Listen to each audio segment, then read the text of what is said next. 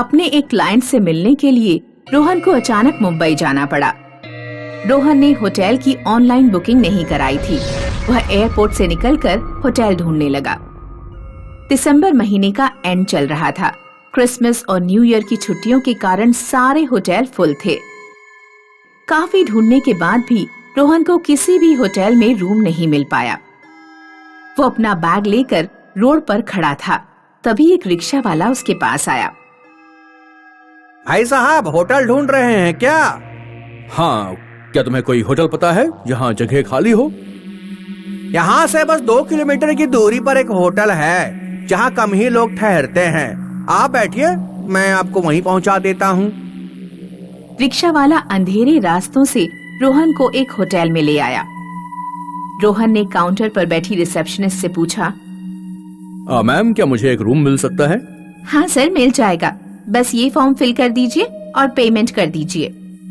रोहन जब form fill कर रहा था तो उसे काउंटर के नीचे रिसेप्शनिस्ट की चेयर के बराबर में किसी आदमी की टांगे दिखाई दी। रोहन पूछने ही वाला था कि काउंटर के नीचे कौन पड़ा हुआ है, लेकिन उसने अपना ध्यान वहाँ से हटाया और फॉर्म पर साइन करके पेमेंट कर दिया। चलिए सर, मैं आपको आपके रूम तक छोड़ आती हूँ। रोहन जब रिसेप्शनिस्ट के साथ चल रहा था तो उसने देखा कि रिसेप्शनिस्ट के पैर उल्टे हैं। रोहन का मन हुआ कि वो होटल से उसी समय भाग जाए। रोहन अपनी जगह पर खड़ा हो गया। रिसेप्शनिस्ट ने पीछे मुड़कर पूछा, क्या हुआ सर, क्या कोई प्रॉब्लम है? मैम, आपके पैर? वो बचपन से ही ऐसे हैं। क्या आपको कोई परेशानी है? रिसेप्शनिस्ट की आवाज में नाराजगी देखकर रोहन समझ गया कि उसे पैरों के लिए नहीं टोकना चाहिए था। रिसेप्शनिस्ट उसे रूम नंबर 61 में छोड़कर चली गई। रोहन थका हुआ था, इसलिए वह हाथ मुंह धोकर सो गया। कुछ देर बाद दरवाजे पर खटखट की आवाज से रोहन की आंख खुल गई। कोई बहुत तेजी से दरवाजा खटखटा रहा था। रोहन ने जाकर दरवाजा खोला। रिसेप्शनिस्ट एक बड़ी ट्रे लेकर खड़ी थी। सर, आपका खाना। लेकिन मैंने तो खाना मंगाया ही नहीं था। सर, ये होटल की तरफ से फ्री है। आप एक बार खाना खाकर जरूर देखिए। रिसेप्शनिस्ट खाना देकर चली गई। रोहन जाकर दोबारा सो गया। 1 घंटे बाद वो फिर उठा और उसने खाने की प्लेट हटाकर देखी। रोहन की आंखें फटी रह गईं। प्लेट में एक कटा हुआ सिर रखा था। रोहन घबरा गया। सुबह के 3:30 बज रहे थे। उसने अपने एक दोस्त को कॉल किया जो मुंबई में रहता था, लेकिन दोस्त ने फोन नहीं उठाया। रोहन ने धीरे से रूम का दरवाजा खोला और नीचे रिसेप्शन रूम की तरफ गया। नीचे से हर 2-3 मिनट बाद किसी के चीखने की आवाज आ रही थी। रिसेप्शन काउंटर के बराबर में एक दरवाजा था। रोहन ने चुपके से उस दरवाजे में झांक कर देखा। रूम के अंदर कई स्ट्रेचर्स थे।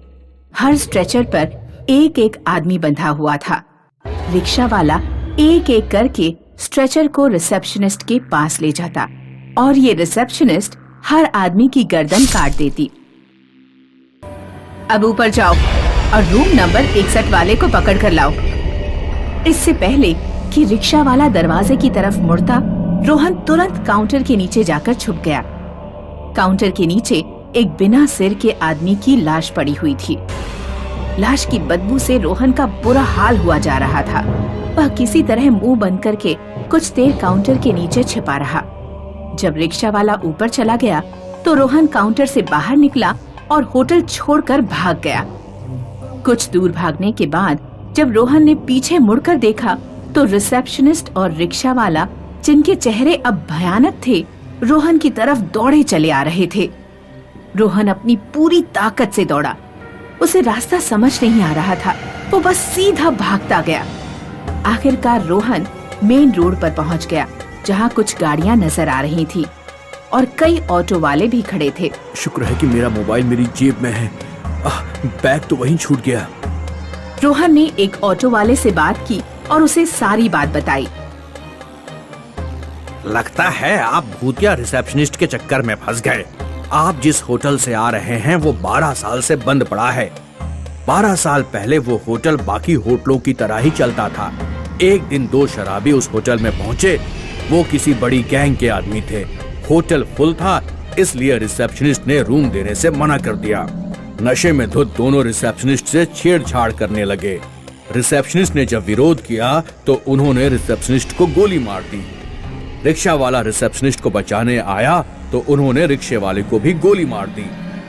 उनकी हत्या के बाद से होटल और होटल के आसपास दोनों की आत्माएं भटकती रहती हैं और होटल में रुकने वाले लोगों से बदला लेती है।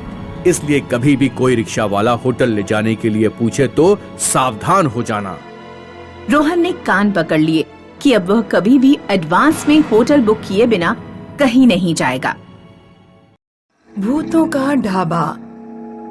आयुष का परिवार आगरा में रहता था। एक दिन आयुष के पापा सतीश घर लौटे तो उन्होंने बताया कि अगले महीने पूरे परिवार को भाई की शादी में गांव जाना है। आयुष की मम्मी गांव जाने से मना करने लगी। उस सड़े हुए गांव में मैं बिल्कुल नहीं जाऊंगी। एक तो इतना दूर है, ऊपर से कोई सवारी भी नहीं मिलती। उस गांव में तो लाइट भी नहीं है। अब गांव का एरिया पहले जैसा नहीं रहा, रोड पड़ गया है वहाँ पर। मैं अपने दोस्तों से कार मांग लूंगा, उसी से चलेंगे। चलो ना मम्मी, बहुत मजा आएगा।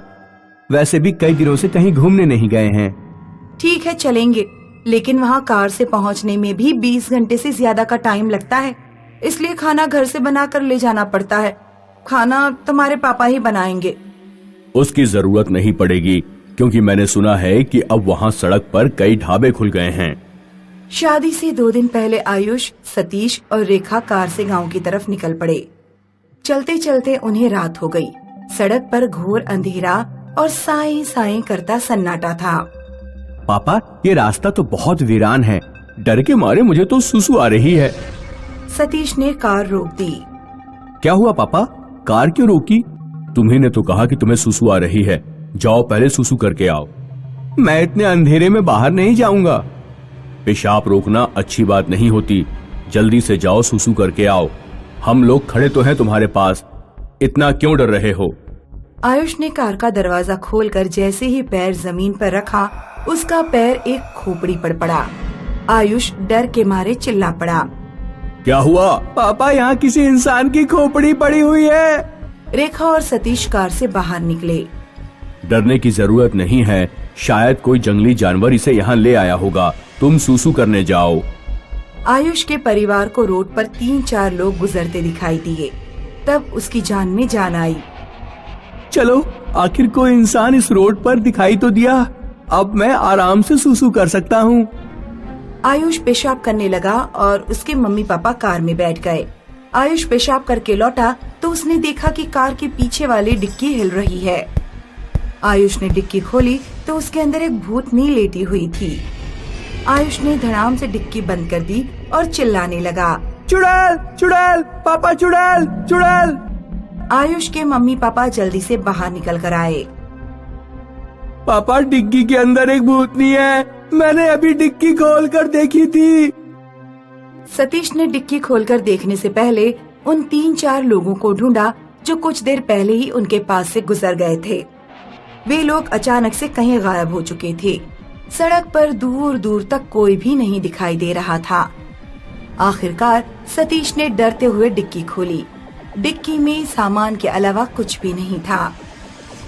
आयुष, लगता है तुम्हारा दिमाग खराब हो गया है। कुछ भी तो नहीं है यहाँ पर। चलो जल्दी कार में बैठो। तीनों कार में बैठे और चल दिए। कुछ देर बाद आयुष बोला, पापा, सुसु करके पेट खाली हो गया है। मुझे बहुत तेज भूख लग रही है। सतीश, तुम तो कह रहे थे कि यहाँ रोड पर बहुत सारे ढाबे मिलेंगे। अब बताओ, मुझे कहीं भी कोई ढाबा नहीं दिख रहा है। मैंने पहले ही कहा था कि हमें यहाँ नहीं आना चाहिए। कुछ देर चलते रहने के बाद सतीश को एक ढाबा दिखाई दिया। मैंने कहा था ना कि यहाँ ढाबा है। चलो ढाबे के अंदर चलते हैं और भरपेट खाना खाते हैं। तीनों जब ढाबे के अंदर गए तो उन्हें ढाबे में 3 लोग दिखाई दिए। 2 अधेड़ उम्र के आदमी और औरत और एक जवान लड़की। लड़की के हाथ में एक हंसिया था। वो आयुष के पास आकर बोली, कहिए क्या खाएंगे? जो भी ताजा हो वो ले आओ। लड़की जब पलट कर गई तो तीनों ने देखा कि लड़की के बालों में 2 कटे हुए सर लटके हुए हैं और लड़की के पैर भी उल्टे हैं। आयुष, सतीश और रेखा का मुंह सूख गया। रेखा ने सतीश के कान में कुछ कहा। सतीश पानी का जग लेने के बहाने उस कमरे की तरफ गया जहाँ खाना बन रहा था। सतीश ने देखा कि अधेड़ आदमी एक भगोने से 2-3 कटे हुए सिर निकालकर कढ़ाई में गर्म करने के लिए डाल रहा है। उस आदमी के पैर भी उल्टे थे। सतीश ने रेखा के पास आकर धीरे से कहा, यहाँ कुछ गड़बड़ तो जरूर है, हमें यहाँ से निकल लेना चाहिए। तीनों चुपचाप दबे पांव गेट की तरफ बढ़ने लगे, लेकिन तभी वो हंसिए वाली लड़की तेजी से चलती हुई आई और उसने ढाबे का दरवाजा बंद कर दिया। बिना खाना खाए मैं किसी को नहीं जाने देती। हमें लेट हो रहे, हम लेट हो रहे हैं, हमें जाने दो। लड़की हंसिया उठाकर बोली, चुपचाप बैठ जाओ और खाना खाकर जाओ। सतीश के परिवार के पास अब और कोई चारा नहीं था। वे लोग टेबल के पास बैठ गए। कुछ देर में एक आदमी शानदार खाना लेकर आया, जिसमें पनीर की सब्जी, रोटी, आलू और भी कई चीजें थीं। आदमी जब खाना रखकर चला गया तो सतीश ने देखा कि लड़की उनके पास अकेली खड़ी है। सतीश ने एक झटके से लड़की के हाथ से हंसिया छीना और उसकी गर्दन काट डाली। भागो यहाँ से! तीनों लोग ढाबे के बाहर भागे। उधर कमरे से आदमी और औरत भयानक तरह से चीखते हुए उन तीनों के पीछे गए। आदमी और औरत के चेहरे भयानक हो गए थे। सतीश का परिवार कार में बैठ गया और सतीश ने कार स्टार्ट कर दी, लेकिन पीछे भूत और भूतनी ने उनकी कार पकड़ रखी थी। सतीश ने बहुत कोशिश की, लेकिन कार आगे ही नहीं बढ़ पा रही थी। आखिरकार उसने बैक गियर डाला और कार तेजी से पीछे की ओर चला दी। आदमी और औरत कार से बिल्कुल कुचल गए। फिर सतीश ने तेजी से कार आगे बढ़ा दी और वो दिन होने तक नहीं रुका। सतीश ने गांव पहुंचकर सारी बात अपने भाई को बताई। अच्छा हुआ तुम्हारे परिवार को कोई नुकसान नहीं पहुंचा। कुछ साल पहले वहाँ एक ढाबा हुआ करता था जिसे एक गरीब परिवार चलाता था। परिवार में 3 लोग थे, आदमी, औरत और उसकी लड़की। एक बार कुछ जवान लड़के ढाबा में खाना खाने गए। उन्होंने लड़की के साथ बदतमीजी करना शुरू कर दिया। जब लड़की के पिता ने विरोध किया तो लड़कों ने रिवॉल्वर निकाली और आदमी, औरत और उसकी लड़की को गोली मार दी। उसी परिवार की आत्मा उस रोड पर भटकती है और वहाँ ढाबा होने का भ्रम पैदा करती है। लौटते समय रात में वहाँ से मत गुजरना।